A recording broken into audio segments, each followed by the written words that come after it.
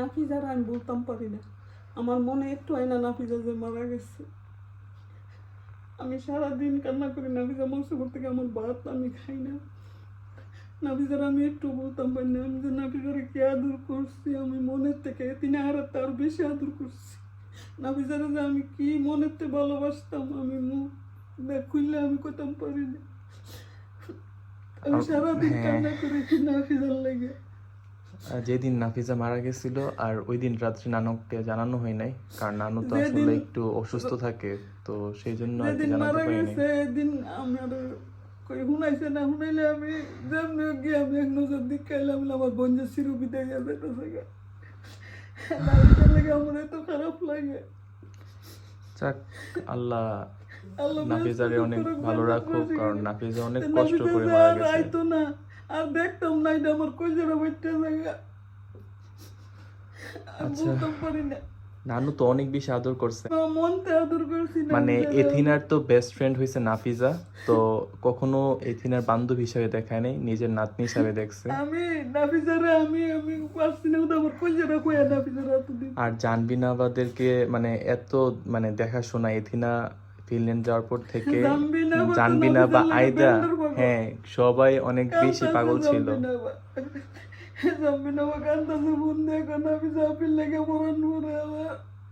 থাক নানু, আসলে কান্না করো না। আর আপনারা তো সবাই জানতে চাইতেছিলেন যে নানুর কি খবর। নানুর আসলে কন্ডিশন খুবই খারাপ, কারণ নাফিজা যখন মারা গেছে শোনার পর থেকেই নানু একদম অসুস্থ হয়ে গেছে কান্না করতে করতে। তো আসলে কান্না করলে তো আসলে কোনো কিছু হবে না, আল্লাহর কাছে আমরা দোয়া করতে পারি যেন আল্লাহ তাআলা নাফিজাকে জান্নাতুল ফেরদৌস দান করেন। তো রান্না তো করতে হয়, রান্না করতে মন চায় না তো করতে হয়, তো খাইতে তো হবে সবাই। আর আমি তো শুধু একা না, আর তো সবাই আছে। আর দেখা গেছে কি নাফিজা আমাদের বাসায় প্রায় সময় আসতো, এখানে যাওয়ার পর থেকে আইবার দায়িত্ব সব কিছু নাফিজই করতো। আর আমার প্রত্যেক জায়গার মধ্যে নাফিজার স্মৃতি। আমি যতদিন পৃথিবীতে বাঁচি আমি নাফিজাকে বলবো যে নাফিজাতে আমার কি আছে। আসলে কি নাফিজার কথা মনে হইলে আমার রান্না খাওয়া সব কিছুই ভালো লাগে।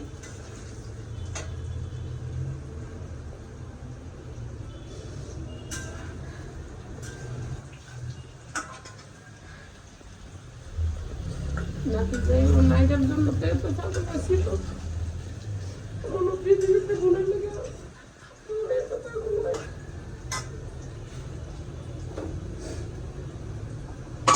এটা তো সারাক্ষণই শুধু নাফিজা নাফিজা করে।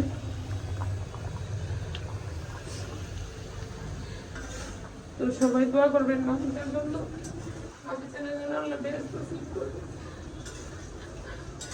আমরা ভাবছি না যে আমাদের কাছ থেকে এত তাড়াতাড়ি নাফিজা চলে যাবে। আসলে আমাদের বাসায় নাফিজার মানে স্মৃতি সব দিকেই ছড়িয়ে ছিটিয়ে আছে, আর আমাদের সবার মনের অবস্থাই খুবই খারাপ। রান্না বান্না আম্মুর কোনো কিছুই করতে আর ওইরকম ইচ্ছা হয় না। আম্মু অসুস্থ হয়ে গেছে, নানু উনি অসুস্থ হয়ে গেছে। তো আমাদের সবার জন্য দোয়া করবেন, আর নাফিজার জন্য দোয়া করবেন যেন পরে আল্লাহ বেশ নসিব করে। আর আজকে আমাদের রান্না বান্না এই আর কি, এখানে মুরগির মাংস রান্না হচ্ছে, আর এখানে আলু আর টমেটো দিয়ে পুকুরের মাছ।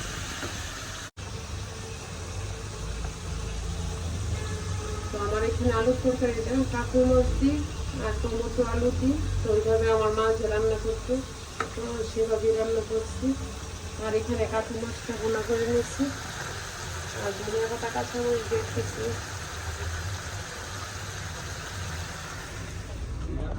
তো এখানে নদীর মাছ, 5 মিশালি মাছ, অনেক সুন্দর তরতাজা মাছ।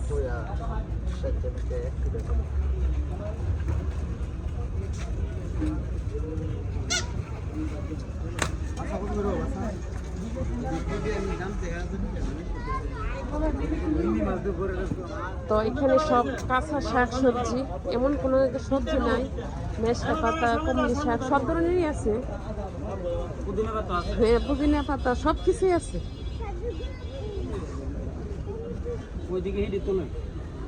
আমলকি ভুট্টা মরিচ গরম সব কিছুই আছে।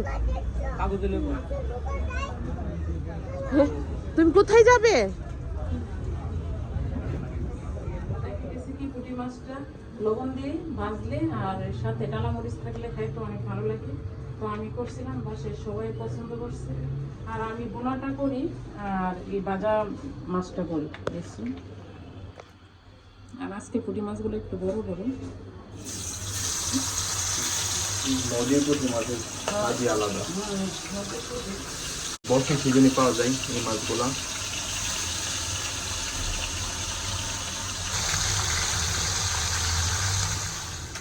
তো আমার এখানে পুঁটি মাছ ভাজা হয়েছে আর এখানে পেঁয়াজ ভাজা হয়েছে। আমি একটু পানি দিয়ে দিচ্ছি আর এখন মশলা দিব। মশলা মানে কি, যে মরিচ, হলুদ, ধনিয়া।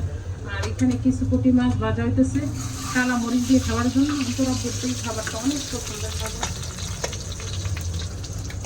তো আমি এখন মশলা দিয়ে দিচ্ছি।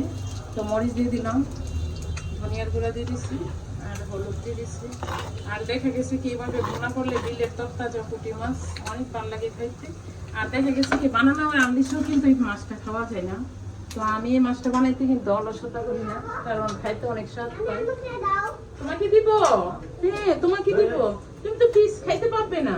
এখানে সরিষা শুটকি দিয়ে আর আলু দিয়ে রান্না করবো। আর এখানে পেঁয়াজ রসুন একটু ভাজি করে নিচ্ছি। আর এই সরিষা শুটকি কিন্তু তুরানে নিয়ে আসছিল কক্সবাজার থেকে।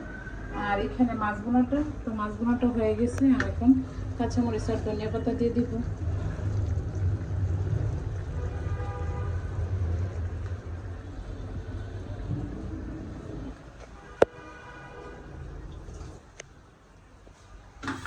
তো আমি পুঁটি ইয়াগুলো শুটকিগুলো আগে একটু ভাজি করে নিই।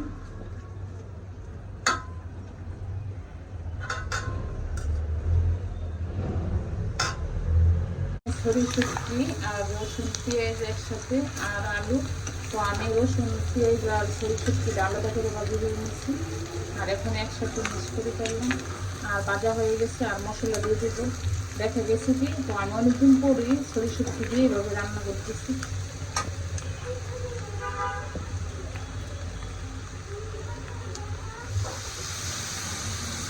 তো আমি অনেকদিন পর সরিষা শুটকি দিয়ে আর আলু দিয়ে এভাবে রান্না করতেছি।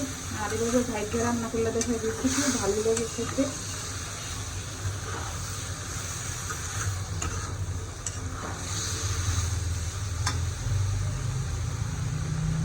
তো আমার শুটকি তরকারি এখানে হয়ে গেছে। আর এখন কাঁচামরিচ আর ধনিয়া পাতা দিয়ে দিচ্ছি। আর স্মেলটা এত ভালো একটা আসতেছে। তো অনেকটা আমি লবণ ছেঁকে দেখছি, অনেক মজা হয়েছে তরকারিটা। আর দেখা গেছে কি শুটকির তরকারি এভাবে রান্না করলে ভালো লাগে খেতে। আর দেশি রসুনটা দিয়ে বিশেষ করে রান্না করলে আরও বেশি ভালো লাগে।